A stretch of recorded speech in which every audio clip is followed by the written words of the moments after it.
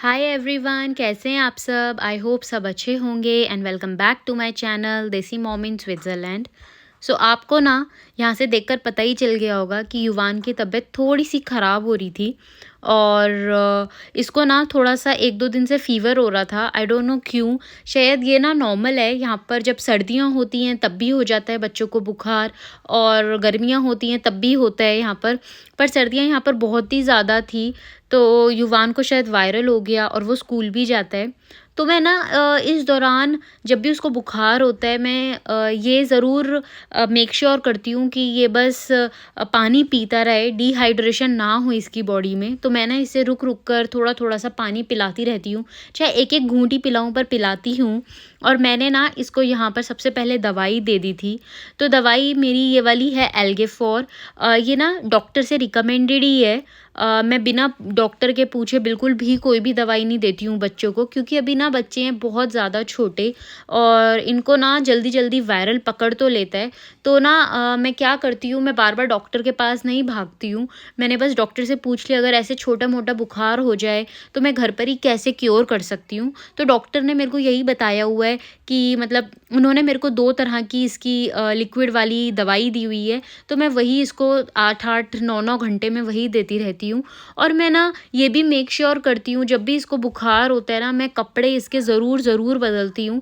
और ये ना हर किसी को करना चाहिए, कपड़े ना बार-बार बदलने चाहिए। मैं इसके ना 1 या 2 बार कपड़े बदल देती हूँ, ताकि उन्हीं कपड़ों में ना जर्म्स फैलते रहते हैं। जब बुखार होता है ना बच्चे को, तो मैं नहीं चाहती कि युवान को उन्हीं कपड़ों में रखूँ। बट वो थोड़ा ज़िद्दी हो रहा था इस समय कि मेरे को नहीं बदलने हैं, बट मैं ना समहाउ मैनेज करके उसके बदल ही देती हूँ। मैं ना बुखार के समय इसको बिल्कुल भी प्रेशर नहीं करती हूँ किसी भी चीज़ के लिए। इसको जो मन करता है, जैसा मन करता है, वो मैं इसको वैसा ही करने के लिए दे देती हूँ। हालाँकि विवेक भी घर पर ही थे, बट वो ना एक बच्चे को ना जब थोड़ा-सा उसको डाउन फ़ील होता है तो उसको मदर ही चाहिए होती है, वो मदर लव चाहिए होता है, और यहाँ मैं उसके लिए हमेशा ही हूँ। और फिर उसके बाद ना इसने मेरे को, युवान ने बोला कि मम्मा मेरे ना पैरों में थोड़ा-सा दर्द हो रहा है, आप मेरे मालिश कर दो। तो मैंने सोचा मैं ना ये वाला तेल बनाती हूँ और आपको भी दिखाती हूँ। बेसिकली क्या है ना, मैंने ऑलरेडी कटोरी, मैंने नहीं, विवेक को मैंने ऑलरेडी बोल दिया था कि आप ना कटोरी गैस पे रख दो। इतने में आ ही रही थी। तो मैंने ना इसमें कटोरी में थोड़ा-सा सरसों का तेल रख दिया है, और मैंने ना साइड में अजवाइन और छोटी-छोटी लहसुन बारीक कट करके रखी हुई थी। तो मैं ना इसको तेल में डाल देती हूँ, और डालने के बाद इसको ना अच्छे से पकाऊँगी तेल को, जब तक इसमें ना एक उबाल ना आ जाए। ये ना काफ़ी हेल्दी है और ये गरम तेल भी रहता है। गर्मियों में मैं इसे बिल्कुल यूज़ नहीं करती हूँ, बट जब सर्दियाँ होती हैं तो ये काफ़ी हेल्पफुल रहता है ड्यूरिंग मसाजेस, कि बच्चों की ना इससे मसाज कर दो। बच्चों की ही क्या, मैं अपनी भी कर लेती हूँ पैरों में या हाथों में, बस सर पे यूज़ नहीं करती हूँ।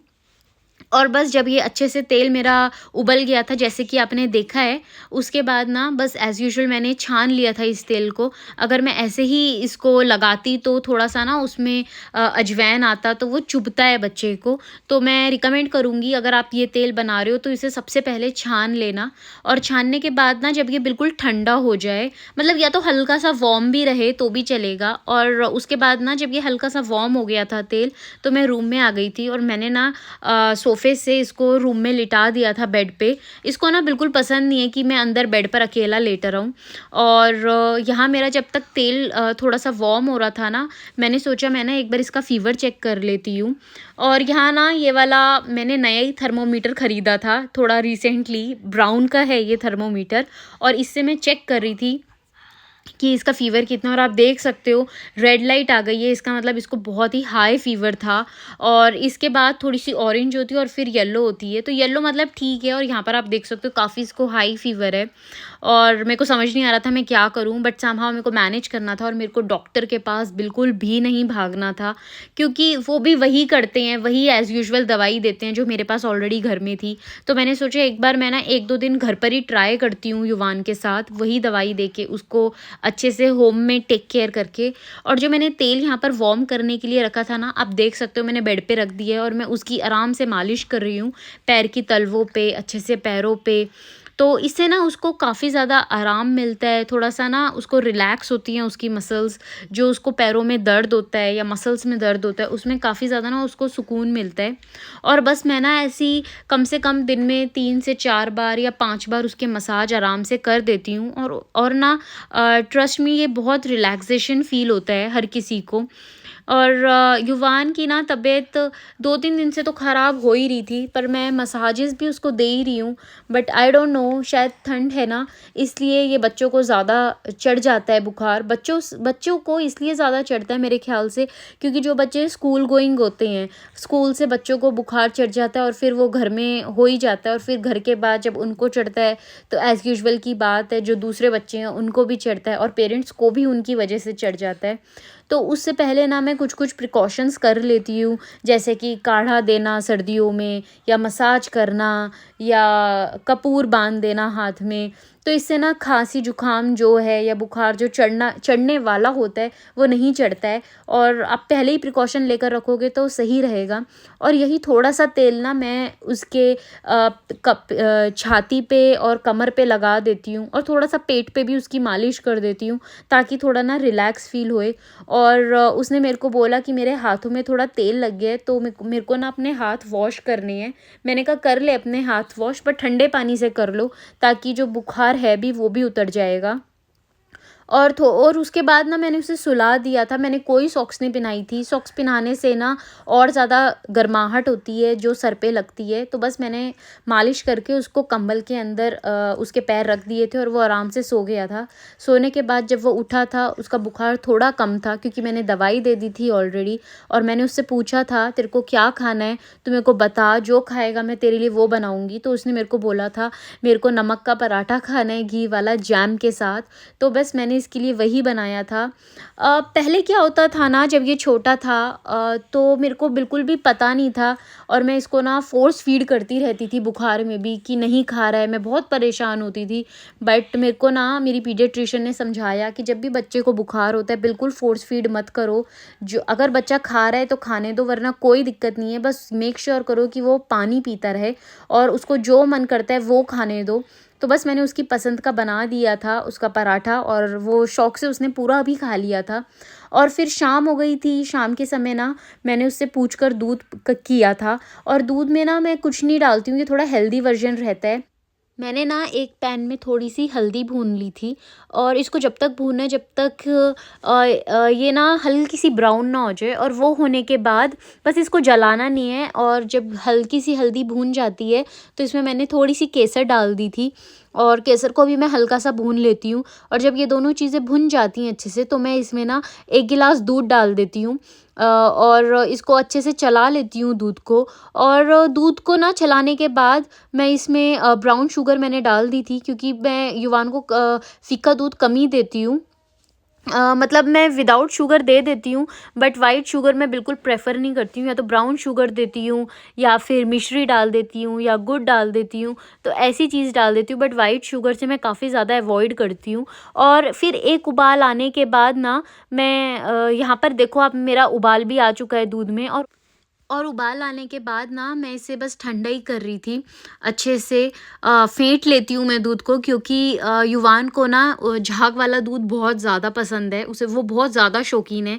अगर झाग नहीं होते दूध में तो वो बिल्कुल भी नहीं पीता है। तो वो मेरे को कह रहा था मम्मा इसमें ना बहुत सारे झाग बना देना, तो बस मैं ना वही बना रही थी झाग वाला दूध उसके लिए।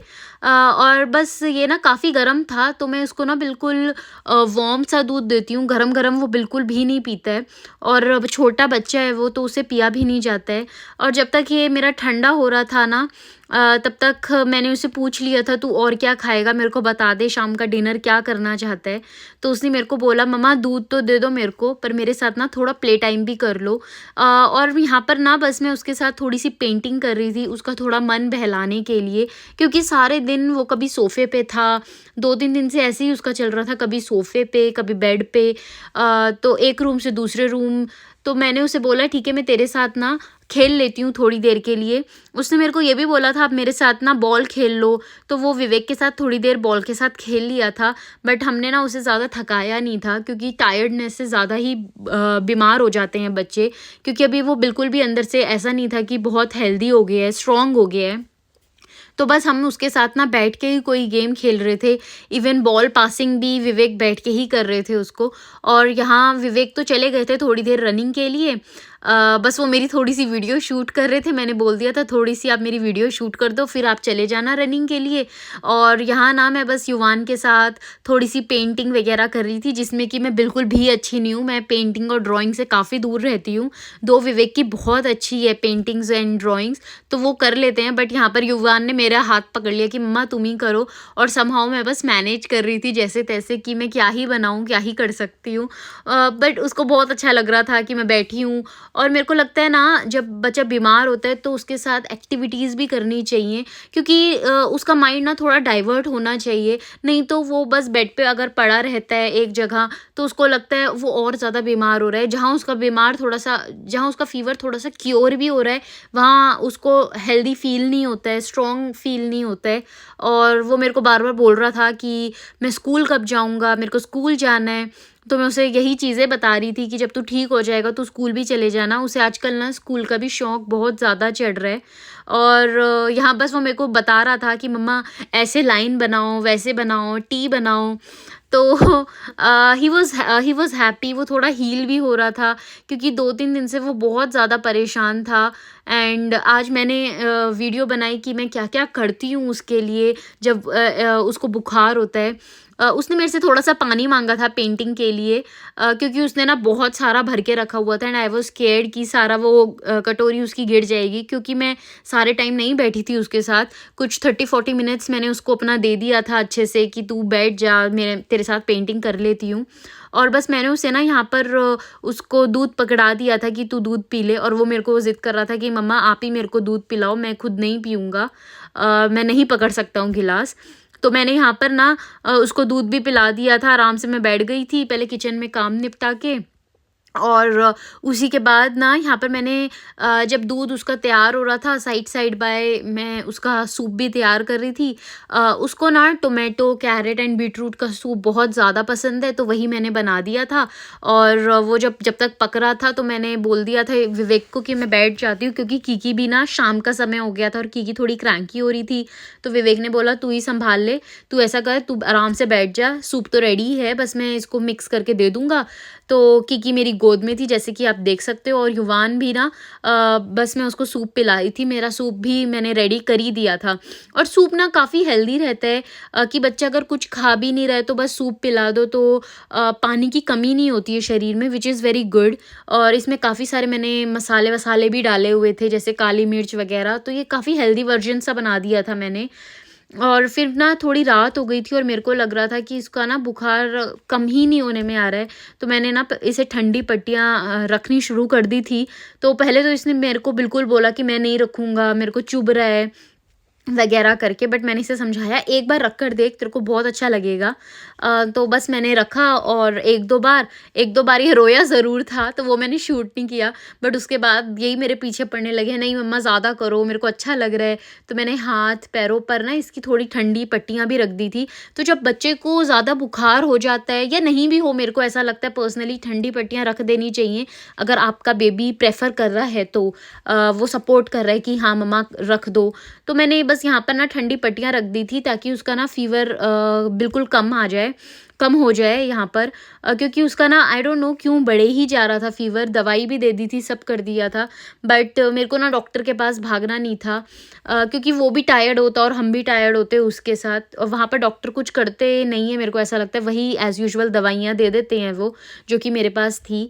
और जब थोड़ा-सा मेरे को लगा पट्टी रखने के बाद कि उसका थोड़ा-सा टेम्परेचर डाउन हुआ है, फिर भी मैंने उसे ना एक और दवाई दे दी थी। ये थी दफाल्गन, इट्स लाइक पैरासिटामोल। तो ये भी मेरे को डॉक्टर ने रिकमेंड करी हुई है दवाई।